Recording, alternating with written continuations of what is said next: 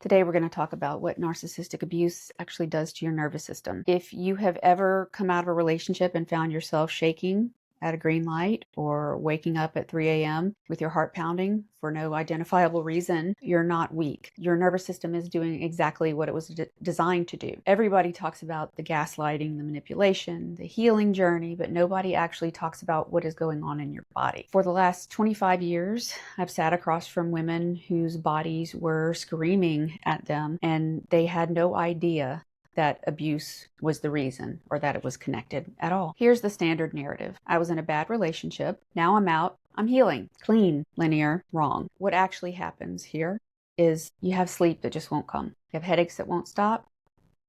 You have stomach issues, maybe IBS. Autoimmune issues come up for people maybe a year, 2 years after a breakup from that relationship. The constant scanning and feeling on edge and the hypervigilance you feel, bracing for someone to be upset with you or almost feeling like you're about to get in trouble all the time. That nervousness you feel, like getting called to the principal's office. That reaction when somebody says, I need to talk to you about something. You're immediately freaking out inside. So that used to happen to me too. I noticed that anytime somebody told me they needed to talk to me, I felt like I was going to be called onto the carpet, fired, dumped, criticized for some awful thing I'd done, because my nervous system, after lots of experiences with narcissistic abuse, my nervous system was bracing for that. It was telling me there's danger here, get ready. So it was doing its job. It was doing what it was supposed to do, except I wasn't in actual physical or emotional danger in these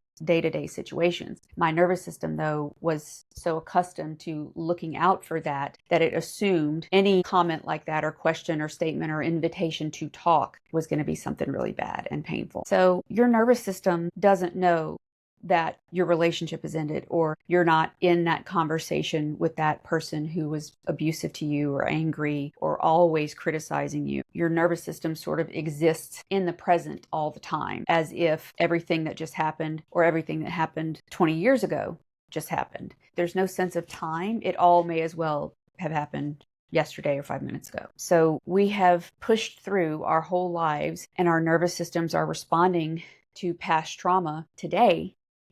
And the way your body reacts to that stored trauma, especially that is not healed, is you'll have physical or what we call somatic issues. So yes, physical issues are physical issues, but the origin of physical issues is not always clear and it's not always 100% because of some disease or illness. The mind and body are interconnected. And we do know that people with history of trauma tend to report more frequent headaches, more stomach issues. They have a higher correlation with autoimmune disorders. So there's something there. And it's important to know that whether you have some sort of autoimmune disease or issue or not, if you are physically not well and you've had a lot of trauma, there's a connection there and it's worth looking into. So what's actually happening? The autonomic nervous system has two branches, the sympathetic nervous system, which is fight or flight, and the parasympathetic nervous system, which is rest and digest. So in a healthy nervous system, you move between the two. Threat activates, threat passes, you come back down. In an abusive relationship, the threat never passes. Your nervous system stays in that sympathetic activation for months or years. And that's not necessarily resilience, it's survival mode. So if your nervous system is trained to look for the threats and it is staying in survival mode, we're not supposed to stay just in the sympathetic nervous system all the time. It's going to exhaust you. It's going to take a toll on your body. Hence the somatic or physical issues that can come up or show up more often in people who've had a lot of trauma. So your body isn't broken. It's adapted. It's learned that safety was never guaranteed. So it stopped waiting for the all clear. What's happening is that cortisol is flooding your system. Cortisol is the stress hormone that can cause sleep disruption, weight changes, brain fog. Your amygdala, which is the emotional center of your brain, can start having an exaggerated startle response, which is the hypervigilance, the feeling on edge, the feeling like any minute now something bad is about to happen, a sense of impending doom or anxiety or worry, when there's really nothing there to worry about that you can identify. Your nervous system is telling you there is. So yeah, vagus nerve suppression. You have gut issues, digestion problems, that pit in your stomach that never goes away. So if any of this is resonating with you and you're realizing that you never are able to really rest and digest with the parasympathetic nervous system, you may be stuck in fight or flight a lot of the time. And again, we're not designed to stay in that state. That is purely for survival. One thing that some animals do when they have an adrenaline rush, especially prey animals, and they either get away from the predator or somehow survive a fight, or they freeze and play dead and the predator leaves them alone, is they'll physically shake. And they do that, and then they're able to get back into the parasympathetic nervous system functioning or taking over. We don't do that. Human beings just go, go, go, go, go. So we don't usually give ourselves time or recognize when we've gone through something. Especially if you're neurodivergent and you're used to suppressing or masking how you're feeling, we don't stop and let ourselves do that so that we can get back into the alternating between the sympathetic and the parasympathetic. So it's going to come out though, eventually. It's going to show up. It's going to manifest somehow in our bodies. And that can be headaches, stomach issues, autoimmune issues, immune system issues. It's going to have an impact. So if you've developed IBS or irritable bowel syndrome, food sensitivities, or that constant churning in your stomach, your enteric nervous system has been in distress. The gut-brain axis doesn't care that the relationship has ended or that you've gotten away from the abusive person. It remembers. Your immune system.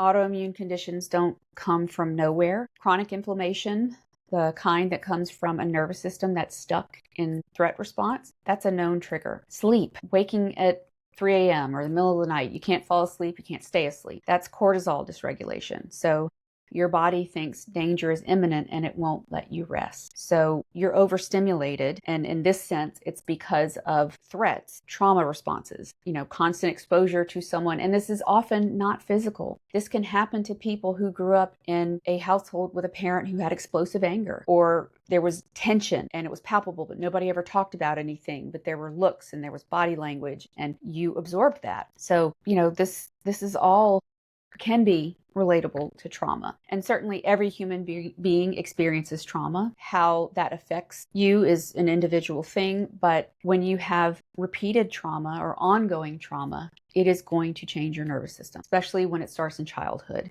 because you have a developing nervous system. And if you're exposed to trauma repeatedly, it is going to change how your nervous system develops and then, therefore, how it functions. Chronic pain, fibromyalgia, migraines, unexplained pain that doctors dismiss. The nervous system that learned to be on guard now interprets normal signals as danger. So when your nervous system is telling you there is a threat, your brain is going to go looking for the threat, your logical brain.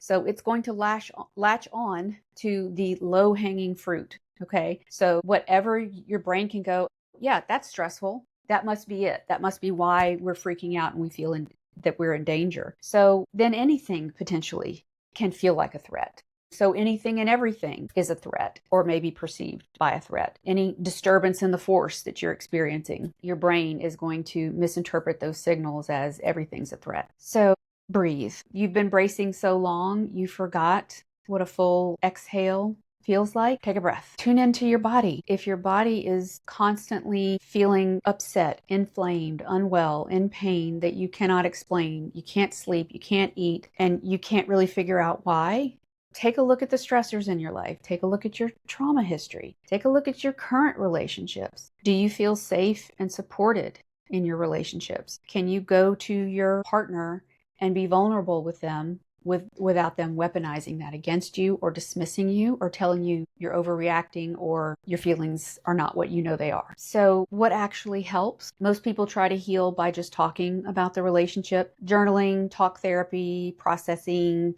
All of that is important and it does help, but you can't process trauma while your body is still in threat mode. And so especially if you are still in an abusive relationship and you go to therapy, it can help. It will help because you will have the support and you will have somebody to validate you and start to make sense of things and understand, it's not your fault. But if you're still going home every day to an environment that your body feels unsafe in, you're not going to be able to fully process that trauma until your body feels safe again. So 3 practical things. One is orienting. It's the simplest thing, grounding. Look around the room, name 5 things that you can see. 4 things you can touch, 3 things you can hear, 2 things you can smell, 1 thing you can taste. That's 5, 4, 3, 2, 1 grounding.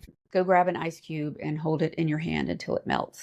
Grounding yourself in what is physically surrounding you can help you get back into your body. Breathing, the exhale, longer exhales. You breathe in maybe for a count of 3 or 4 and you breathe out for a count of 7 or 8. That ratio activates the nervous system and it tells your body the threat is over. Temperature shifts, that can help. Again, talking about the ice cube melting in your hand. So cold water on your face, ice cube, but it triggers your nervous system to shift gears. So any of those things you can do today. Name the difficulty. And yes, this is hard. Your body has been in threat mode for years. It doesn't trust safety. It doesn't even know what safety feels like a lot of the time. That's not your fault. That's what an abusive relationship does, whether it was your parent, romantic partner, teacher, boss, friend.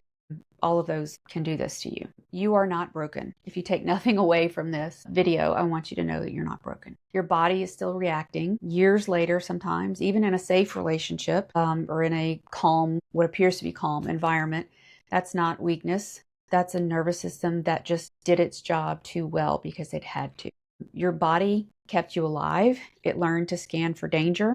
It learned to brace. It learned to survive. But it didn't get the memo that the war was over, or you weren't able to recognize what safe is, because when safe could be disrupted by a threat at any moment because of your past experiences and what that taught you, nowhere feels safe. And if home doesn't feel safe, where are you going to feel safe? But now you get to teach your body that you're safe. So this is what we call bottom-up processing and trauma therapy. So working on things that ground you, get you back into your breath, get you back into your body, taking care of your nervous system versus just trying to think and logic your way through what's happened or just talk about it. You need to be doing some body-based interventions as well. So you're not weak, you're not broken, you're not too sensitive. You have a nervous system that adapted to an impossible situation, a situation that was not supposed to happen to you, and that your body was not designed to live in all the time. So adaptation is reversible. You can change how your body responds. You just have to know how to do it. So if you're sitting here right now and your body did something, maybe something I described triggered a memory, something that you relate to, notice what happened in your body and look at that information. It's nothing to be ashamed of, but it's important to know that your body is telling you, your body is communicating with you all the time. We're all busy and distracted and we're not paying attention. If we start paying attention and we start communicating in the language our body speaks and our nervous system speaks, that's where you can really start to get some traction. Yes, talking about it and having validation and support is very important. Being heard, being supported and making sense of things is important, but you have to do the body work too in order to really heal your nervous system. So we can talk more about that in another video. There's lots to talk about with this, but for today, I just wanted to reach out and connect with anybody who maybe has been told what happened to them was not a big deal or not abuse. They're too sensitive. They just need to move on and get over it. Your body always knows the truth. You can always trust what your body is telling you. And if your body is telling you, I feel unsafe a lot of the time, most of the time, then you have to figure out how you're going to make your body and your nervous system feel safe again. So you can actually recognize what's a threat, what's not a threat, and take care of yourself accordingly. So I'll be back with more on this topic as usual, and drop a comment if you feel this resonated with you, and listen to your body. I'll see you next time.